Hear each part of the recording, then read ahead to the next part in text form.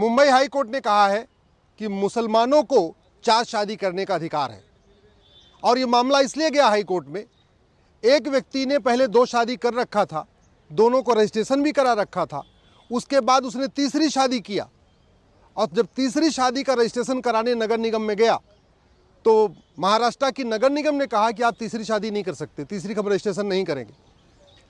उस नगर निगम के आदेश के खिलाफ वो व्यक्ति मुंबई हाई कोर्ट गया और मुंबई हाई कोर्ट ने कहा कि शरीयत एक्ट में 4 शादी अलाउ है और जो महाराष्ट्र का कानून है जिसके अंतर्गत रजिस्ट्रेशन किया जाता है उसमें एक से ज़्यादा शादी का रजिस्ट्रेशन नहीं कर सकते, ऐसा कोई बार नहीं है, ऐसा कोई प्रतिबंध भी नहीं है। हाई कोर्ट ने नगर निगम को बोला है कि आप जो उनका रिप्रेजेंटेशन है उस पर निर्णय करिए और हाई कोर्ट ने यह भी कहा कि जब आप दूसरी शादी का रजिस्ट्रेशन कर सकते हैं तो तीसरी का आप क्यों नहीं कर सकते। अगर या तो ये नियम होता कि भाई एक से ज़्यादा रजिस्ट्रेशन करेंगे नहीं, बात समझ में आती है, तो हाई कोर्ट ने कहा आपने तो 2 का पहले ही कर दिया है, फिर तीसरी का रजिस्ट्रेशन करने में क्या दिक्कत है। हमने पॉलीगैमी को यानी एक से ज़्यादा विवाह को 2018 में माननीय सुप्रीम कोर्ट में चैलेंज किया था।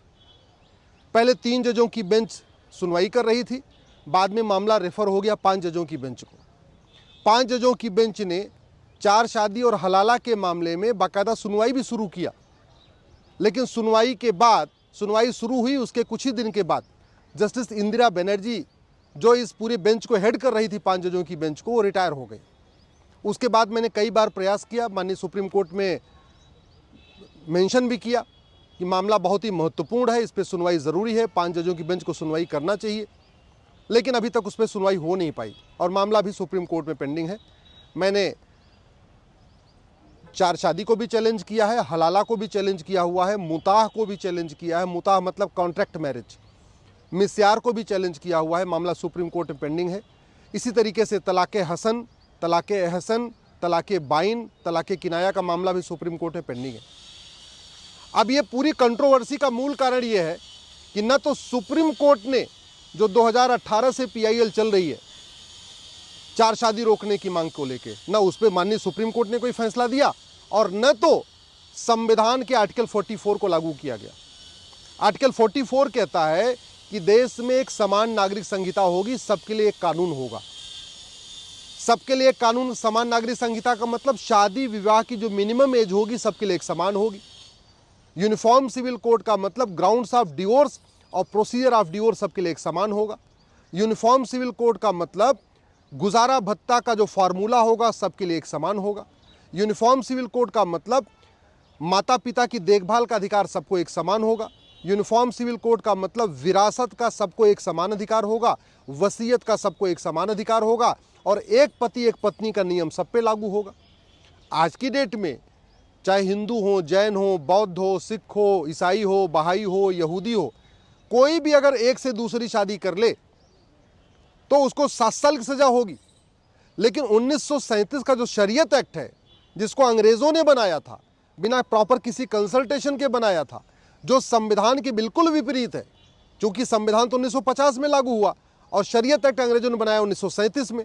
उस 1937 में पूरी तरीके से वो पुरुषों के पक्ष में है।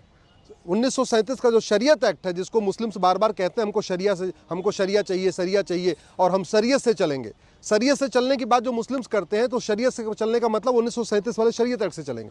उनको अंग्रेजों वाला कानून चाहिए, उनको संविधान नहीं चाहिए। आज की डेट में बार बार जो मुस्लिम्स कहते हैं उनको बाबा साहब अम्बेडकर का संविधान नहीं चाहिए, उनको बाबा साहब अम्बेडकर के द्वारा बनाया गया आर्टिकल 44 यानी यूनिफॉर्म सिविल कोड नहीं चाहिए, उनको अंग्रेज़ों के द्वारा बनाया गया 1937 में शरीयत एक्ट चाहिए, जो उनको पूरी छूट देता है, हलाला करने की छूट देता है, 4 शादी करने की छूट देता है, मुताह करने की छूट देता है, मिस्यार करने की छूट देता है, तहर्रुस करने की छूट देता है। 1937 का शरीयत उनको ट्रिपल तलाक करने की भी छूट देता था, लेकिन चलिए अब तो बंद हो गया, 3 तलाक बंद हो गया। लेकिन इसके बावजूद 4 तरीके का तलाक चल रहा है, तलाक़े हसन चल रहा है, तलाक़े एहसन चल रहा है, तलाक़े बाइन चल रहा है, तलाक़े किनाया चल रहा है। और इसका समाधान 2 ही जगह से निकलेगा, या तो सुप्रीम कोर्ट से निकलेगा या तो संसद से निकलेगा। या तो सुप्रीम कोर्ट 5 जजों की बेंच बनाए और तत्काल इस पर सुनवाई करे, जिसकी अभी संभावना कम दिख रही है, क्योंकि जस्टिस जो चंचूड़ साहब थे उनका कार्यकाल लंबा था, उनके एक पास मौका था कि वो 5 जजों की बेंच बना के इस मामले की सुनवाई कर लेते, उन्होंने किया नहीं। इसके बाद जितने भी चीफ जस्टिस आने वाले हैं वो सब 6-6 महीने या मैक्सिमम 1 साल के लिए आने वाले, वो उस पर करेंगे कि नहीं करेंगे वो बाद की बात है। लेकिन मेरा ये मानना है कि सरकार को तत्काल यूनिफॉर्म सिविल कोड का ड्राफ्ट बनाना चाहिए, आने वाले संसद सत्र में यूनिफॉर्म सिविल कोड लागू करना चाहिए। जब हम बार बार कहते हैं कि न बाइबल से न कुरान से भारत चलेगा संविधान से, तो संविधान का तो मतलब ही होता है संविधान, सबके लिए एक समान विधान, यानी एक देश एक विधान। एक देश एक विधान का मतलब one nation one civil code. जो भी अधिकार हो वो देश की सभी बहन बेटियों को एक समान हो। जो भी अधिकार हो, जो हिंदू की बेटी का अधिकार हो वही मुस्लिम की बेटी को अधिकार मिलना चाहिए, वो पारसी को, वही ईसाई। इस पर्सनल लॉ के कारण जो 1872 का क्रिश्चियन मैरिज एक्ट है उसके कारण मुस्लिम क्रिश्चियन बेटियां परेशान हैं। जो 1936 का पारसी मैरिज एक्ट है उसके कारण पारसी बेटियां परेशान हैं। जो 1937 का शरीयत एक्ट है उसके कारण मुस्लिम बेटियां परेशान हैं। हिंदुओं में कोई ज़्यादा दिक्कत इसलिए नहीं है कि जो हिंदू मैरिज एक्ट बना वो संविधान लागू होने के बाद बना।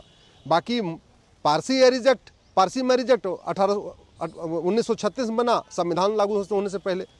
शरीयत एक्ट मुसलमानों का 1937 में बना, संविधान लागू होने से पहले। क्रिश्चियन मैरिज एक्ट 1872 में बना, वो भी संविधान लागू होने से पहले। तो अंग्रेज़ों ने जो कानून बनाए वो पूरी तरीके से पुरुषों के फेवर में बनाए, उसमें महिलाओं के लिए कुछ नहीं रखा है, महिलाओं के लिए कुछ है ही नहीं उसमें, पूरी तरीके से वन साइडेड है, वो इक्वलिटी के बेस पे नहीं है।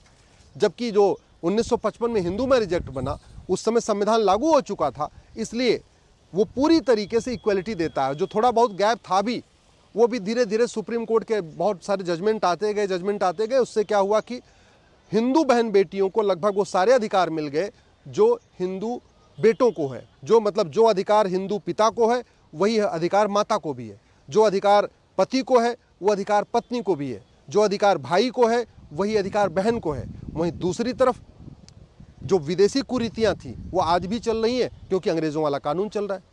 जो भारत में कुरीतियाँ आई उसके खिलाफ कानून भी बना, सती प्रथा के खिलाफ कानून बना, छुआछूत के खिलाफ कानून बना और कानून बने। लेकिन जो विदेशी कुरीतियाँ थी, चाहे वो क्रिश्चियन में विदेशों से आई या मुस्लिम्स में विदेशों से आई या पारसियों में विदेशों से आई, वो विदेशी कुरीतियों के खिलाफ आज तक कानून नहीं बना और उसका समाधान है यूनिफॉर्म सिविल कोड। बहुत लंबी चर्चा हुई थी। 23 नवंबर 1948 को यूनिफॉर्म सिविल कोड के ऊपर संविधान सभा में बहुत लंबी चर्चा हुई, सबने अपनी अपनी राय रखी और उसके बाद डॉक्टर अंबेडकर ने कहा कि मजहब के आधार पर विभाजन हो चुका है, अब मजहब के आधार पर कोई नियम कानून नहीं चलेगा। और दुर्भाग्य है आज भी भारत में मजहब के आधार पर विभाजन हुआ। भारत में संविधान में सेकुलर शब्द भी जोड़ दिया, संविधान में ये भी कहते हैं सबके लिए समान अधिकार रहेगा, सबको इक्वल राइट मिलेगा। लेकिन आज भी पर्सनल लॉ के कारण भेदभाव चल रहा है। पर्सनल लॉ के कारण मुस्लिम बेटियों के साथ भेदभाव हो रहा है, पर्सनल लॉ के कारण क्रिश्चियन बेटियों के साथ भेदभाव हो रहा है, पर्सनल लॉ के कारण पारसी बेटियों के साथ भेदभाव हो रहा है। और इसका समाधान एक ही है कि यूनिफॉर्म सिविल कोड सरकार तत्काल लागू करे।